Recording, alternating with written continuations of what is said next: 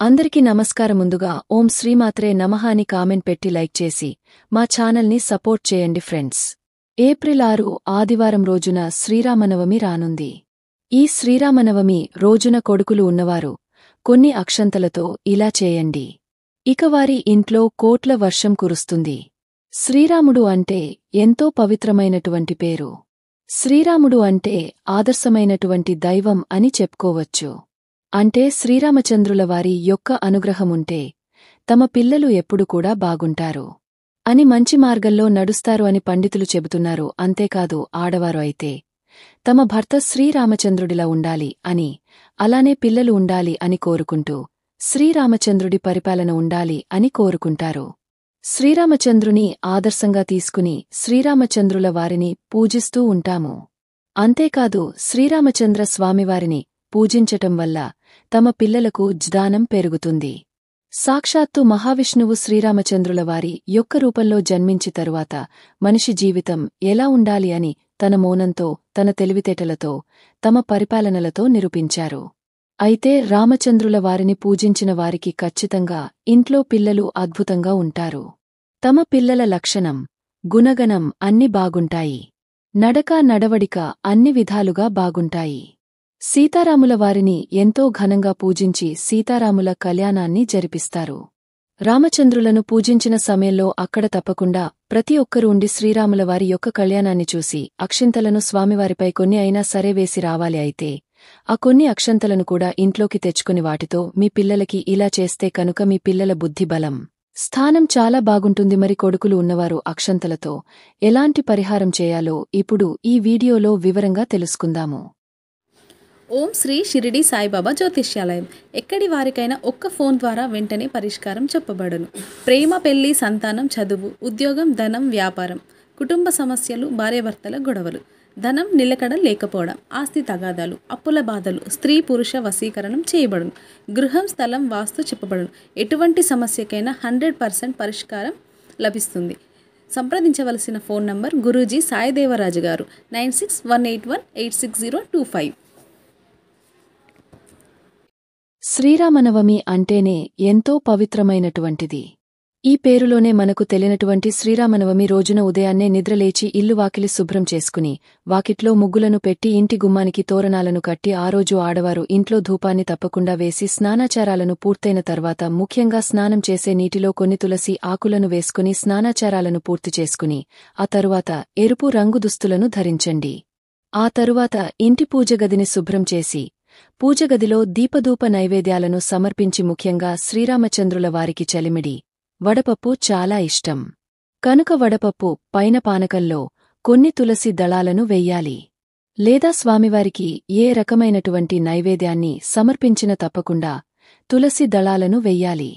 అంతేకాకుండా స్వామివారికి తులసి మాలను కూడా వేయాలి. ఇలా తులసీమాలను శ్రీరామనవమి రోజున స్వామివారికి వేస్తే కటిక దరిద్రుడు కూడా ధనవంతుడుగా మారిపోతారు. స్వామివారి యొక్క అనుగ్రహంతో జీవితంలో కష్టాలు అన్ని కూడా తొలగిపోతాయి. ముఖ్యంగా ఎవరైతే సమస్యలు ఎదుర్కొంటున్నారో లేదా తమ పిల్లలు చెప్పిన మాట వినకపోవడం, మంచి మార్గంలో లేకపోవడం, చదవకపోవడం, ఇలా ఏ సమస్యకైనా చక్కటి పరిష్కారం 5 దీపాలు వెలిగించాలి. అయితే శ్రీరామనవమి రోజున 5 దీపాలు ఎక్కడెక్కడ వెలిగించాలి అంటే, తులసి కోట దగ్గర 1, ఇంటి గుమ్మానికి ఇరువైపులా కూడా దీపాలను తప్పకుండా వెలిగించాలి. లేదా ఉత్తర దిక్కున, ఈశాన్యం దిక్కున కూడా దీపాలను వెలిగించవచ్చు. ఇలా వెలిగించటం వల్ల శ్రీరాములు యొక్క అనుగ్రహం కలుగుతుంది. ముఖ్యంగా ఈ రామనవమి రోజున జై శ్రీరామ్ అని ఇంటి ప్రధాన ద్వారానికి ఉన్నటువంటి తలుపులపైన గంధంతో రాయాలి. ఇలా రాస్తే లక్ష్మీదేవి అనుగ్రహంతో పాటు శ్రీరాముల వారి యొక్క అనుగ్రహం కూడా లభిస్తుంది. ముఖ్యంగా కొడుకులు ఉన్నవారు స్వామివారి యొక్క కళ్యాణ అక్షింతలను తీసుకొని వచ్చి ఏం చేయాలో ఇప్పుడు తెలుసుకుందాం. శాస్త్రీయంగా అయితే అక్షంతలు కలిపేటప్పుడు బియ్యం విరగకుండా ఉండాలి. అందులో అక్షంతలను బియ్యం విరగకుండా స్తుతి మెత్తగా కలుపుకోవాలి. అందులోనే కొద్దిగా పచ్చ కర్పూరాన్ని కూడా వేసి కలిపి అక్షంతలు తయారు చేయాలి. ఇలా ఎంతో నియమంగా శాస్త్రీయంగా తయారు చేసినటువంటి అక్షంతలతో చేసినటువంటి పూజ అనేది మంచి ఫలితాన్ని తెచ్చిపెడుతుంది. కొడుకులు ఉన్నటువంటి ఆ రోజున రామాయణం కాని, మహాభారతం కాని మీ దగ్గర బుక్కు ఉంటే కనుక దానిని చదవడానికి ప్రయత్నించండి. స్వామివారి యొక్క చిత్రపటం ముందు అక్షింతలను పెట్టండి. వారి యొక్క దివ్య ఆశీస్సులను పొందిన తర్వాత కొన్ని అక్షంతలు ఏవైతే మీరు స్వామివారి యొక్క కళ్యాణం దగ్గర నుండి తెచ్చారో వాటిని కొన్ని తీసుకుని మీ పిల్లల తలపైన చల్లండి.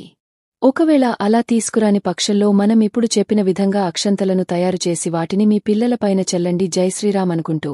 ఇలా ఎవరైతే శ్రీరామనవమి రోజున కొడుకులు ఉన్నవారు లేదా కళ్యాణంలో ఇబ్బందులు వస్తున్నా, చాలామందికి వివాహాది శుభకార్యాలు కాక బాధపడతారు, అలానే ఎదిగే పిల్లలు, చదువుకునే పిల్లలు, కాలేజ్ పిల్లలు, ఇలా ఉద్యోగం చేస్తున్నవారు ఎవరైనా సరే మీ ఇంట్లో అందరూ బాగుండాలి, కుటుంబంలో అందరూ సంతోషంగా ఉండాలి, అందరిపైన కూడా శ్రీరామచంద్రుల వారి రక్ష ఉండాలి అనుకునేవారు ఇలా అక్షింతలను తీసుకుని తైన తర్వాత తలపైన కొన్ని చల్లండి.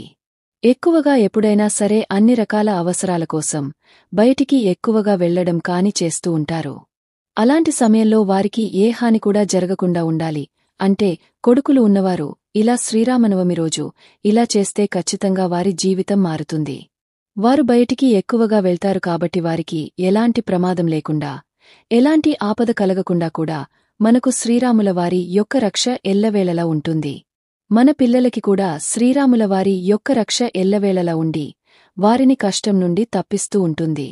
కనుక శ్రీరామనవమి రోజున మర్చిపోకుండా కొన్ని అక్షంతలు ఇలా చేయండి. మీ పిల్లల భవిష్యత్తు బాగుంటుంది. ఈ పరిహారం ఎంతగానో ఉపయోగపడుతుంది అని చెప్పుకోవచ్చు. శ్రీరామనవమి రోజున కొడుకులు ఉన్నవారు ఎలా చేయాలో తెలుసుకున్నారు కదా. మీకు ఈ వీడియో నచ్చితే తప్పకుండా లైక్ చేసి షేర్ చేయండి. మరిన్ని మంచి వీడియోస్ కోసం మా ఛానల్ని సబ్స్క్రైబ్ చేయండి. ధన్యవాదాలు.